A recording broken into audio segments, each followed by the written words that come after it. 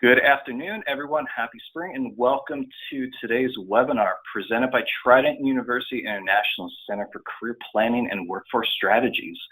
I'm Marketing Specialist Daniel Sloan, and today we are bringing you how to stand out at a new job. Today's webinar will be hosted and presented by Career Center Manager Emanuel Sepulveda. Manny joined Trident in 2013 and took over as Career Center Manager last year. He is a veteran of the United States Navy, and while enlisted, he earned 2 Navy Marine Corps Commendation Medals, 9 Navy and Marine Corps Achievement Medals, and various unit and campaign awards. As a counselor recruiter, Manny worked closely with the men and women in his unit, offering career guidance and development. This role allowed him to advise petty officers projected to re-enlist, as well as those who were planning to transition into civilian roles.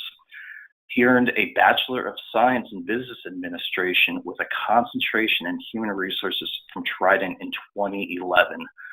To learn more about Trident's Career Center and what we offer students and alumni, visit trident4careers.com. That's Trident, the number 4, careers.com.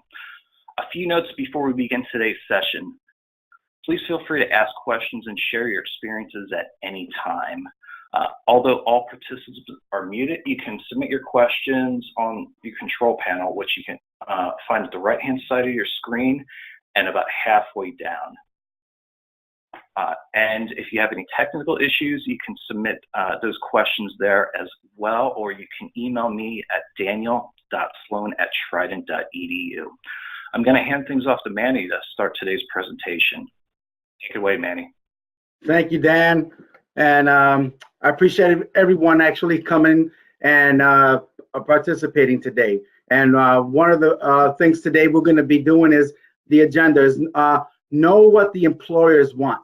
Work as a team member, collaborate with others, communicate effectively, critical thinking, and just look at how to solve problems. Little things like that we're going to be actually covering today. Know what your employer wants. Today, employers are seeking candidates that can, work as a team member, communicate effectively, they think critically, and solve problems. They want someone that's going to be in a team and embracing the team and getting to know what the company has and what the company wants. They want to be like a jack of all trades and being able to stand out in the company.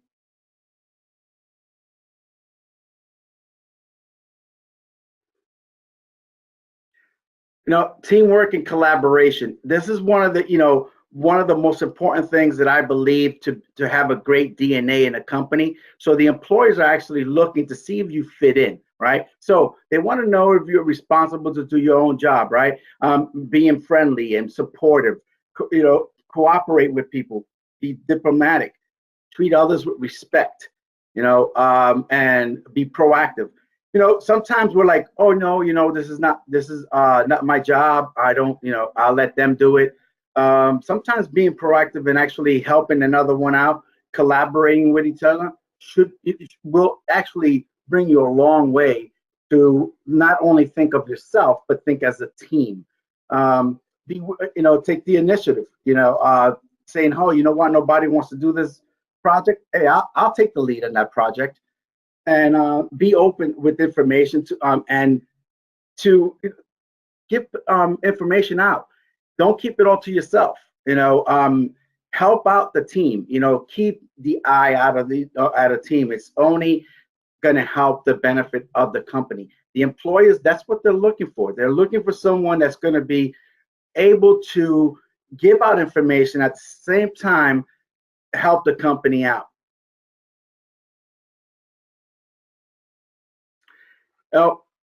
Like any other company, effective communication. I believe we were made with 2 ears and 1 mouth, and we should be listening more, right? 80% of the time, and talking less. A lot of the times I can say myself, right? I can be speaking to somebody and I want to give them the answer already without them even finishing what they actually were saying. I have the answer. I have, it's all about me. Instead of taking the opportunity and really listening to their concern or what they need to say. So listen more than talk. Consider the audience. When you're speaking to someone, and speak to everyone's level. Even if you have to bring it down a little bit for that one person, guess what? Then you're all going to be able to speak the same language. But if you're speaking over someone, or that you're not speaking the same language they understand, they're going to be lost. So you're as strongest as your weakest link. So if that one person in your team does not understand what you're saying, you're actually going to be having one less person to actually help you in your project. All right. Always be relaxed when you're communicating with people. Be relaxed, be confident, patient, because some people might not understand exactly what you're trying to say, right? And be pleasant. Have a nice conversation. Think of the person first, and then you. Be aware of your body language. Sometimes people tell me, you come out so strong, and or I catch myself even when I'm speaking to somebody, all of a sudden I'm looking around and not really paying attention to them. People see that, all right? And another one of the biggest things that a lot of people can struggle with, and I have struggled with this as well, is be willing to ask for help. That is the most important thing to be able to do, and most humbling thing to be able to do, because now we're collaborating, we're communicating. If you communicate with someone to actually ask for help, and you're clear and explain to others what you need help in, I guarantee you they will all come together to help you out. So be willing to ask for help. Critical thinkings and reasoning skills, like again, they want to be able to have somebody that's going to be able to look not only what's happening now, but what's going to happen later on. Have a clarity of, I can see this now. If we go this route, this what's going to happen. If we go out this route, this what's going to happen. So being able to look forward and have a vision to be able to look at the bigger picture than just what's in front of you, it speaks volumes. And be that complex problem solver. Solve those problems and being able to do it collaboratively. Employers, core values and a vision statement. This is the heart of the company. This is where everyone should be in the same thing, should be speaking the same words, should be saying everything the same. The vision should be the same. All right. Identify the company's goals and priorities. That's one of the things before you even go to your interview. Those are things that you should be looking for, and looking and exploring before you even go to the interview, because maybe their core values don't match yours. And are you going to really be a good fit for that company? Find ways to help your organization, like increase profit, decrease costs.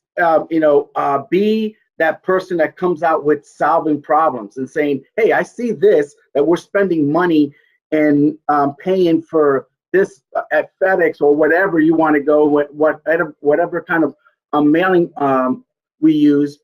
Maybe if we go this route, it'll probably solve that problem of that cost. It's sometimes, like in the military, they used to give awards and grants to people that actually saved money for the United States government, and they gave them a little grant. Sometimes, I'm using this as an example, just joking. We used to pay $600 for a hammer, and we found a way to get that same hammer somewhere a lot less expensive, and you put it together and you actually save the government some money.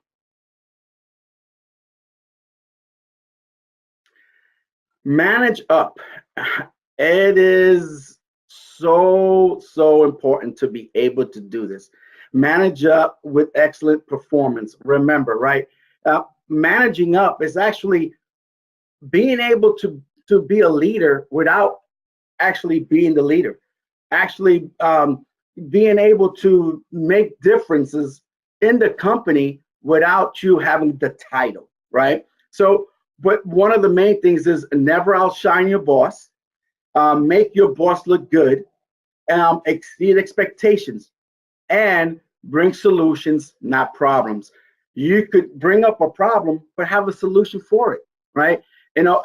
John Maxwell was a great author, a great leadership guru, and he actually speaks about the book that he has is a 360 degree leader, and he talks about how you can actually be a leader even in the middle, like I was explaining before. So go out there, be the leader without having that promotion, right? Show that you can be the leader before you even get the promotion. Another thing too, always be professional. Dress appropriately, keep your work area tidy, be productive, right? You going there to work, work. Do one of the biggest things is doing personal calls and emails during your, do those during your break time. Not in, and especially you should do it outside of the office. If you can't do it in the office, but do it during your break time.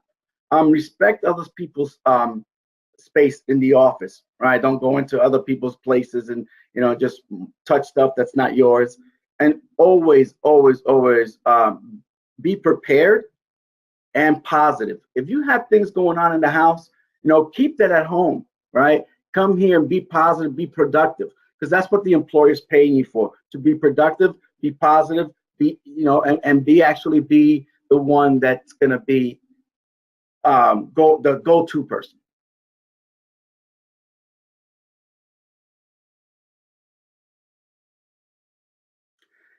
Today, my takeaways today is know what your employer wants. It's so important. Know the DNA of the company.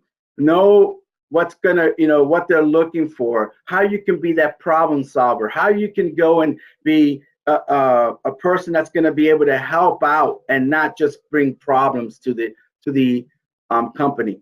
Work as a team. Collaborate with each other. Sometimes we spend more time with our coworkers than we do with our own families, right? So, be responsible, be friendly, supportive, cooperate with others, and of course, be diplomatic and be fair with others, and of course, do your part and meet deadlines. If someone else needs help, why don't you lend a hand? If you know a way to get things done quicker, share that with others. Be one of the go-to people, the person that helps and not always keeps everything to themselves. And again, communicate effectively, both orally and in writing. Listen, and then talk. Okay, consider your audience. Don't speak over people, and be able to know who they are, what they do, right? And then, of course, be willing to ask for help. I have learned that asking for help actually not only helps me, but actually helps the team in their frustrations, because they can have frustrations with you, and if you don't ask for help, they don't know that you do need help. Manage up with excellence and performance. I mean, I can't, don't wait for you to have the manager or the director position to start being a leader. You can be a leader anytime, all right? With respect, without outshining anyone, just being a team player. Of course, when you start doing that, people will recognize you anyway, right? So there's no reason to try to push people away or keep everything to yourself. No, share that and let people know and share it with everybody. and what you're trying to accomplish. Maybe somebody else can collaborate with you and help you out and help the team out. And always, again, be professional. These things like dressing well, and I'm saying this, it's kind of crazy for me to be saying this in today, but there are a lot of differences, and there are some conservative companies that want you to wear a dress, business attire, right? Or casual attire. You have to know, again, the DNA.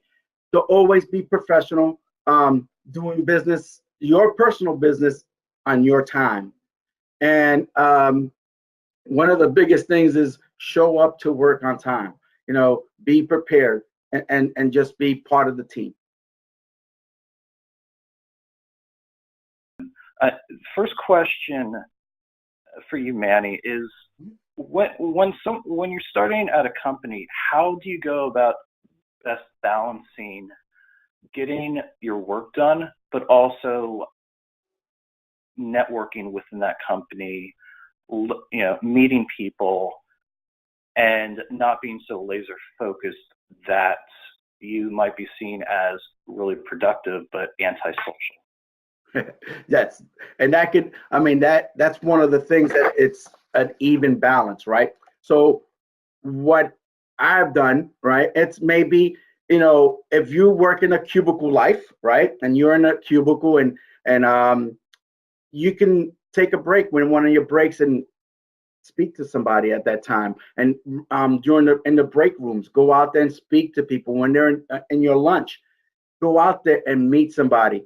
You most likely are going to have questions, right? So you might want to email somebody and say, "Hey, how you doing? I'm the new guy, and I have this question." Or go out there and and meet somebody and say, "Hey, I do have a question. Do you have a minute?" Things like that is making yourself available and not just staying in your cubicle and doing your job. What are some suggestions you would give to a new employee in trying to make inroads with people outside of their own department, but a department that is integral to the function of that department? Say, if there's two departments who are separate, but they work closely together, or within your department, that you need a lot of work done with IT. What are some ways that new employees can build those bridges? One of the most important things, and I'm actually learning an awful lot about this, is actually spending the time maybe in their training, right? If you can do that, or maybe corresponding with them, reaching out and calling them, finding out exactly how both teams work together and what are the steps in how both of you work together, and knowing exactly what your position is and knowing what their positions are, so that be able to collaborate together to get the end result, which is to help the company move up.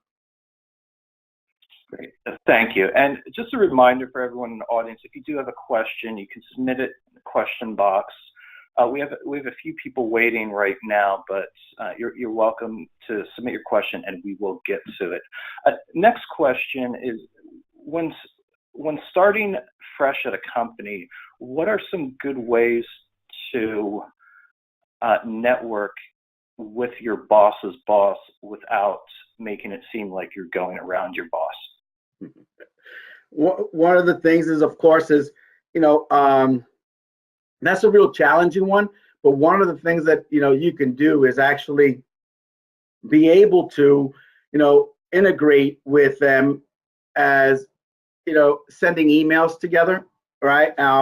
Putting them together, sending him an email, sending your boss an email, and say, "Hey, can we forward this to the vice president to see if something like that." Sometimes you don't want to, like I said before, you don't want to outshine your boss, right? So it's very you got to be very careful that you're not stepping on anyone's toes, but at the same time, you want to be able for them to know who you are and how you work. So ask permission and then move forward. Yeah, and to add on to that, I think some good advice is to get to know who, not just your boss's boss or your boss, but the key stakeholders of your company. Get to know them personally, and you can find a lot of information on LinkedIn. Started a new company, so connecting with someone at that company on LinkedIn is a natural step. And you might learn that they grew up in the same town as you, they like the same sports teams, and those are ways to really make a initial connection that can grow from there. That's great. Yeah. Yeah. Next question for you is, as you know, if you're starting new at a company and you work remotely, what are some good ways to not just get to know people, but stay in the faces of people? One of the things, and that's a real challenge for someone that works remotely, but really is getting out there and actually letting them know that you're there, making them aware, maybe going through their trainings, taking the time to invite them to things, right? To, let's just say with us, with me here, inviting them for participate in a webinar, get their inputs, and finding out, hey, this is who I am, this is what I'm doing, and this is how you can help me in my field, and this is how I can help you in your field, and start collaborating that way and start working together to be able to, for them to know what you actually are doing. They know who you are, they know your heart, they know what you want, your vision. Of course, it's going to be the same vision as the company. But yes, it's reaching out to people and finding out, hey, listen, this is what, I'm looking at, admissions or something like that with us, maybe talking to them and saying, hey, do you know that this is what we have next? And our next webinar can help you with your, admissions things like that.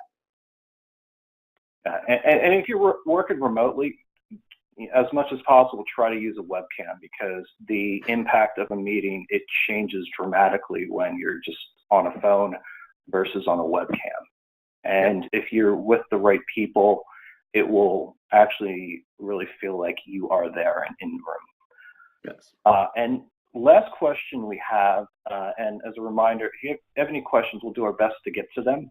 But next question, for someone who's transitioning out of the military and going into a company where not many employees have a military background, how can one build a rapport and build bridges so there can be mutual understanding and people can understand the value of the military background?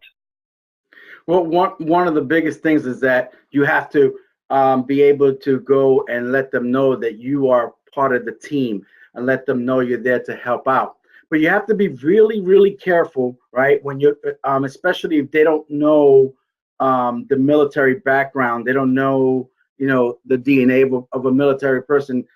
You might come out as you're Superman and you want to, save the whole world and you want to step over people. So you really have to be able to, again, just take the time for them to know who you are.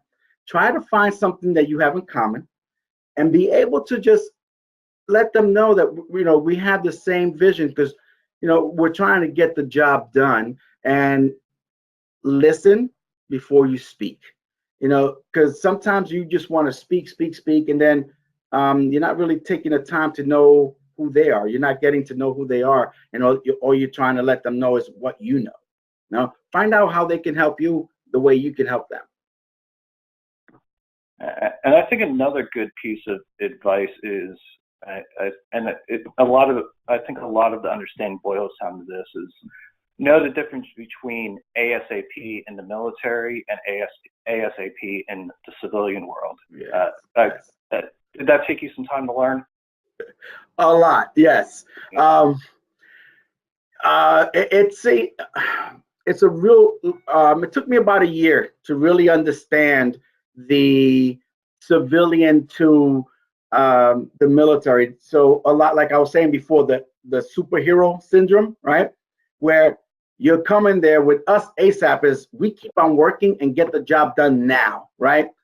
And with us here is that there are steps and there are boundaries, and there you gotta, yes, we gotta get the job done, but it's step by step, and it's not as with us it's like gun ho. It's like it's not a death and a situation where it's a life or death situation. So sometimes you just got to throttle back, relax for a second, see the bigger picture.